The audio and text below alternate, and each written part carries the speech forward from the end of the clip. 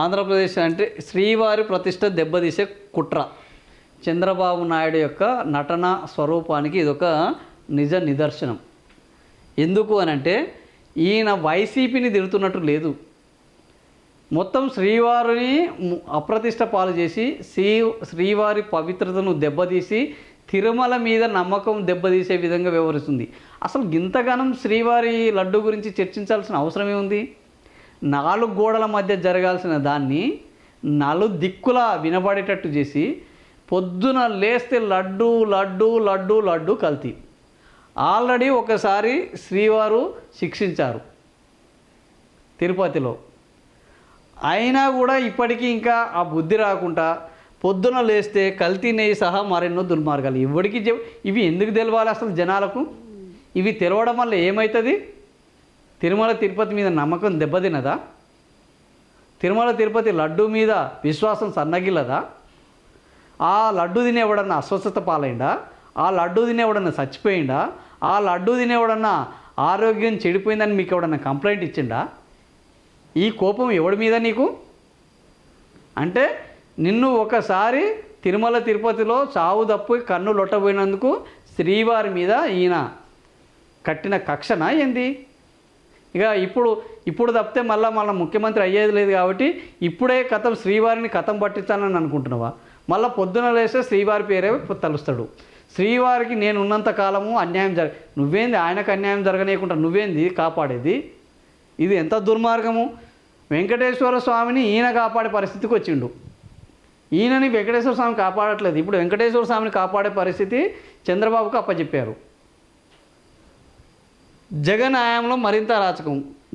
మీరు సిబిఐ వేశారు, చట్టం తన పని తాను చేసుకుంటుంది కదా, మరి చట్టం చేయకుండా నువ్వెందుకు ఊకే పొద్దున్న లేస్తే ఈ అరవడము, పొద్దున్న లేస్తే కల్తీ జరిగిందని మొరగడము, ఇదంతా చూస్తుంటే శ్రీవారి మీద పగతోటి చేస్తున్నట్టున్నది తప్ప జగన్ మీద పగతో చేస్తున్నట్టు లేదు. ఇంత సిబిఐ వేసారు. ఆల్రెడీ కూటమి ప్రభుత్వం ఉన్నది కదా, కూటమి ప్రభుత్వానికి ధర్మము హిందుత్వం ఉన్నది కదా, చివరికి కూటమి వాళ్ళు కూడా మాట్లాడతలేరు కదా. ఈరోజు ప్రక్షాళన చేపట్టడం భక్తుల సేవకే పెద్దపీట వేశారు శాసనసభలో ముఖ్యమంత్రి.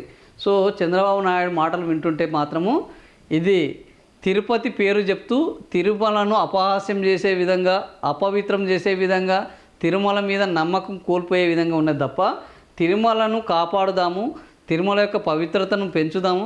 మీరు తిరుమల పవిత్రతను పెంచాలంటే 4 డాక్యుమెంటరీలు తీయండి తిరుమల పేరు మీద, వెంకటేశ్వర స్వామి మహత్యం మీద 4 బ్రహ్మాండమైన సినిమాలు తీయండి, వెంకటేశ్వర స్వామి స్థల పురాణం గురించి చెప్పండి, ఆయన మహిమల గురించి చెప్పండి, తిరుమల క్షేత్ర పురాణం గురించి చెప్పండి, తిరుమలలో యాగాలు చేయండి.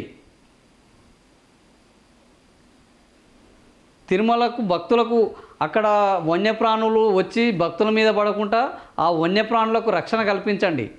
తిరుమలలో ఉన్న ప్రసిద్ధ క్షేత్రాలను వెలుగులోకి తీసుకురండి. ఇంకా అక్కడ భక్తులను వెళ్ళలేని ప్రాంతాలకు అద్భుతమైన వసతులు కల్పించండి. గట్లాంటివి కల్పిస్తే తిరుమల యొక్క గొప్పతనం పెరుగుతుంది, ఆంధ్రప్రదేశానికి ఆదాయం పెరుగుతుంది. తిరుమలకు వచ్చే భక్తులకు నమ్మకం పెరుగుతుంది. కానీ మీరేం చేస్తున్నారు? 24 గంటలు తిరుమలలో వసతులు కల్పించడం పక్కన పెట్టేసి, మొన్న ఉన్నప్పుడే కదా స్టాంపేడ్ అయింది, మొత్తం స్టాంపేడ్ అయ్యి జనాలు మొత్తం దూసుకొని పోయి సచ్చైపోయే కాడికి వచ్చారు. ఎక్కడ పోయింది తిరుమల గురించి? తిరుమలలో ఏం జరుగుతుంది? సో తిరుమలలో ఈ రకంగా తిరుమలను భ్రష్టు పట్టించడానికి కంకణం కట్టుకున్నట్టున్న తప్ప తిరుమలను కాపాడడానికి ఈ చర్చ చేపడుతున్నట్లేదు. హెరిటేజ్ పాల వ్యవహారం వచ్చేసరికి మళ్ళా దాన్ని బలంగా తిరుమల వైపు తీసుకెళ్ళడానికి చంద్రబాబు నాయుడు డైవర్షన్ పాలిటిక్స్ చేస్తున్నాడు. అంతకు మించి ఇందులో ఏమీ లేదు.